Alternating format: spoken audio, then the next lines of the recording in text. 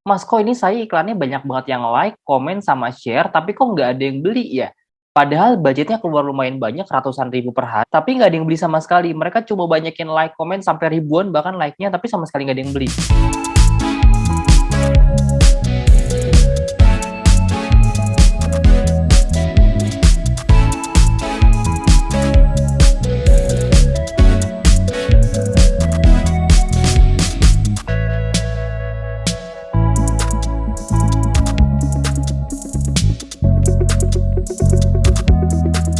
Oke, halo teman-teman semua. Assalamualaikum warahmatullahi wabarakatuh. Selamat datang kembali di video ini. Buat teman-teman yang baru pertama kali nonton, mungkin sebelumnya bisa tonton dulu video-video awal, ya, karena di situ saya sudah susun langkah demi langkahnya, biar teman-teman nggak kaget tiba-tiba langsung masuk ke materi ini.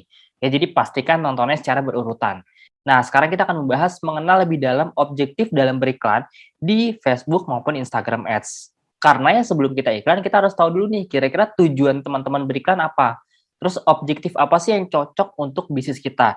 Nah, ini saya ambil dari berbagai macam studi kasus di lapangan. Banyak banget ya, benar-benar banyak di lapangan yang mereka tuh iklan, tapi salah tujuannya, salah objektifnya. Efeknya, budget iklan keluar banyak, tapi hasilnya nggak ada gitu. Malah banyak hasilnya yang cuma, Mas, kok ini saya iklannya banyak banget yang like, komen, sama share, tapi kok nggak ada yang beli ya? Padahal budgetnya keluar lumayan banyak, ratusan ribu per hari, tapi nggak ada yang beli sama sekali. Mereka coba banyakin like, komen, sampai ribuan bahkan like-nya, tapi sama sekali nggak ada yang beli. Kenapa? Karena objektif dari awalnya aja udah salah, gitu. Karena memang dari awal, kita nyarinya orang-orang yang emang suka nge-like, suka komen, sampai suka nge-share, bukan yang pengen beli. Nah, itu penting banget di awal, biar kita bisa tahu mana objektif yang perlu kita gunakan. Oke, langsung aja ya, saya langsung masuk ke prakteknya. Jadi biar teman-teman paham tombolnya yang mana, menunya yang mana, dan ini kegunaannya untuk apa. Oke, nah kita langsung masuk ke dashboard dari Facebook Ads-nya ya. Jadi teman-teman bisa langsung buka aja facebook.com seperti biasa, buka Ads Manager-nya. Di sini teman-teman bisa klik Create. Oke, klik Create. Nah, langkah pertama itu kan yang kita perlu tahu. Jadi kita akan bahas ini nih. Langkah pertama yang kita perlu tentukan itu kan sebenarnya tujuannya buat apa. Mau ngapain nih kita ngiklan? Barulah setelah kita tentuin tujuannya, kita baru pilih nih adset-nya atau audiensnya, kemudian iklannya mau pakai konten yang mana, dan seterusnya. Nah, jadi kalau langkah pertamanya aja teman-teman udah salah ngeklik, itu otomatis akan berdampak untuk ya hasil akhirnya. Ya pokoknya beda tujuan, beda hasil lah.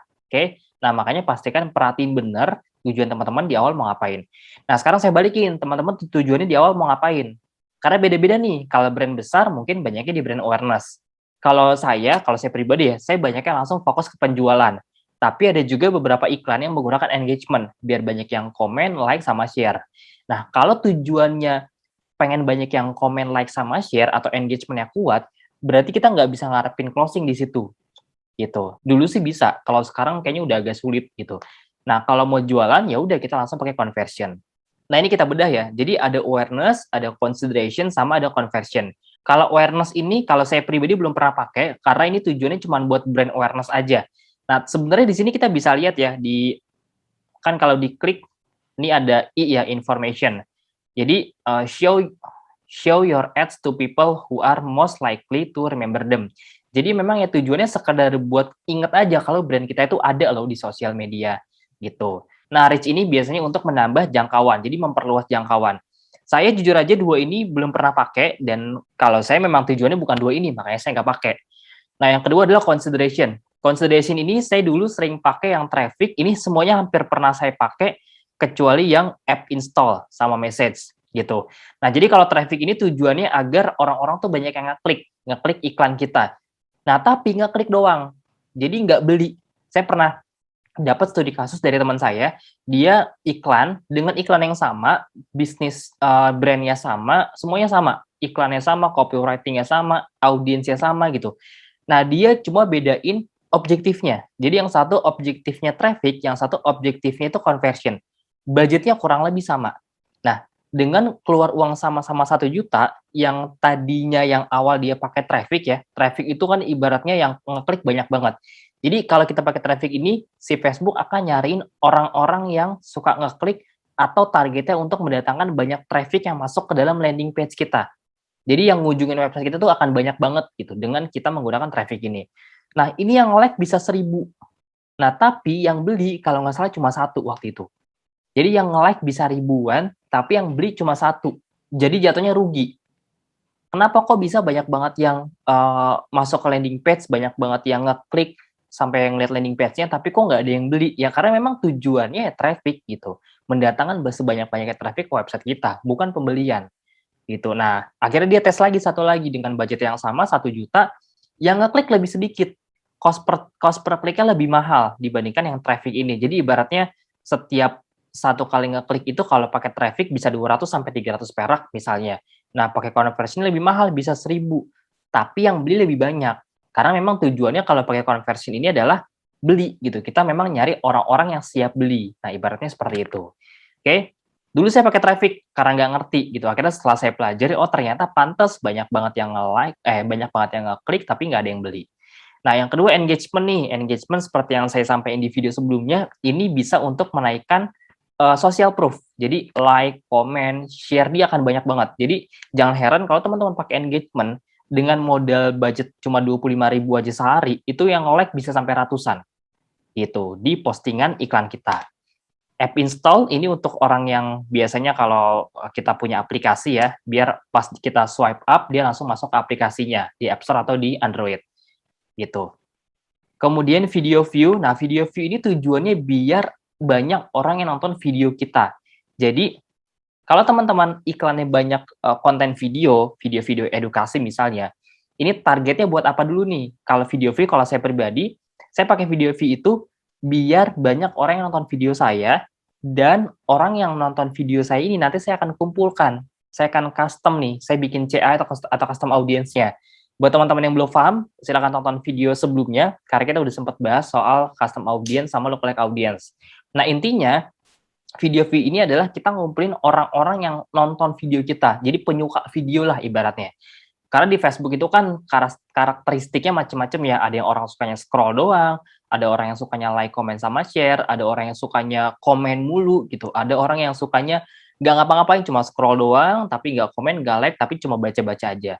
Ada juga orang yang sukanya nonton video-video gitu. Jadi video-video panjang yang ada di dalam Facebook atau Instagram itu dia tonton semuanya. Jadi emang karakteristiknya beda-beda. Nah, itulah gunanya objektif di Facebook ini biar dia bisa ngebantu kita gitu. Nah, kalau video view ini, kalau saya pribadi, saya ngumpulin video, jadi video-video edukasi biasanya, nanti setelah saya pakai video view ini, kan orang banyak yang nonton video saya nih, saya kumpulin gitu. Oh, ini ada yang udah nonton sampai 100%, sampai habis, sampai 2 menit misalnya, itu saya kumpulin, saya minta data yang sama Facebook, saya retargeting gitu. Jadi video view ini efektif banget kalau memang teman-teman tujuannya pengen ngumpulin video buat di retargeting atau remarketing. Ya gitu. Nah, tapi saya jarang. Saya paling sering itu ya sampai detik ini yang paling besar masih pakai conversion. Lead generation yang berikutnya ya, ini lead generation nih. Lead generation ini dia lebih ke formulir. Jadi, kalau teman-teman misalnya, ini contohnya apa ya, kayak asuransi, multi level, atau misalnya jasa kelas online dan seterusnya, coaching, itu kita bisa menggunakan lead generation. Jadi ini ibaratnya kayak pengganti landing page-nya lah. Kita nggak harus punya landing page, kita cuma modal formulir dari Facebook aja, ya udah kita bisa langsung iklan. Nanti teman-teman kalau mau coba juga boleh, biar lebih enak.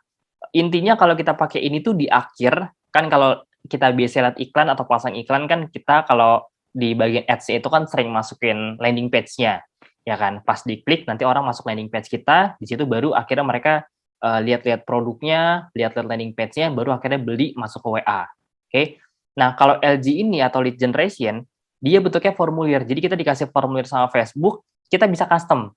Setelah orang lihat iklan kita tertarik, nah dia bisa ngisi data. Mungkin teman-teman pernah kena iklan, kalau ngeklik disuruh isi data, namanya siapa, kotanya di mana, habis itu ada beberapa pilihannya, tinggal klik submit. Nah, itu kita yang custom sendiri gitu. Jadi nanti kita bisa grab datanya. Saya dulu waktu tahun-tahun awal itu, waktu sempat bisnis kelas online, itu saya pakai lead generation. Hampir setahun apa kalau nggak salah. Jadi saya nggak punya landing page sama sekali. Saya murni pakai lead generation.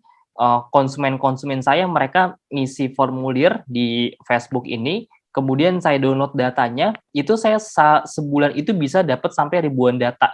Gitu. Bahkan saya kurang dari seminggu, ya sekitar 2-3 hari itu bisa dapat sampai 300 bahkan 400 data pakai lead generation ini.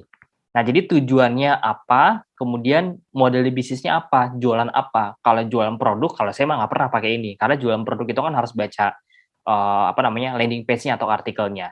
Jadi LG ini kalau saya dulu pakainya untuk jasa kelas online, kayak gitu. Oke, jadi setelah mereka ngisi formulir, nanti kita kontak mereka. Terima kasih telah mendaftar bla bla bla bla. Baru kita follow up lewat WhatsApp biasanya, gitu. Jadi kita bisa masukin data mereka semua. Nah, yang sebelah kanan ini ada yang namanya conversion. Ini yang paling sering dipakai oleh banyak advertiser. Ya bisa dipastikan advertiser yang udah iklan sampai miliaran gitu ya, itu rata-rata mereka pakai conversion semua. Nah, jadi conversion ini memang nggak banyak nih yang ngeklik landing page, nggak sebanyak traffic, nggak banyak yang nonton video, nggak sebanyak video view, tapi secara sales dia lebih tinggi gitu. Jadi conversion ini kalau saya patokannya biasanya cost per lead atau cost per add to cart. Jadi kalau conversion ini indikatornya ada dua kalau saya. Harga per orang ngeklik tombol WA kita atau harga per orang yang beli sama ROAS. Itu misalnya saya keluar budget 3 juta. Nah, gimana caranya 3 juta ini hasilnya jadi 6 juta atau 9 juta, 2 sampai 3 kali paten misalnya minimal. Ada juga yang sampai 10, ada juga yang sampai 20, jadi disesuaikan dengan keuntungan kita masing-masing. Itu, oke. Jadi itu poin-poinnya, ada awareness, consideration, sama conversion. Teman-teman tentuin dulu di awal mau pakai yang mana, jangan sampai nanti asal ngeklik, ya otomatis hasilnya beda. Sip, itu aja. Kalau ada yang belum paham, teman-teman bisa langsung komen atau tanya aja di kolom komentar. Kalau misalnya ada beberapa yang mau request soal video atau materi, teman-teman juga bisa komen di kolom komentar. Terima kasih banyak, sampai jumpa di video berikutnya.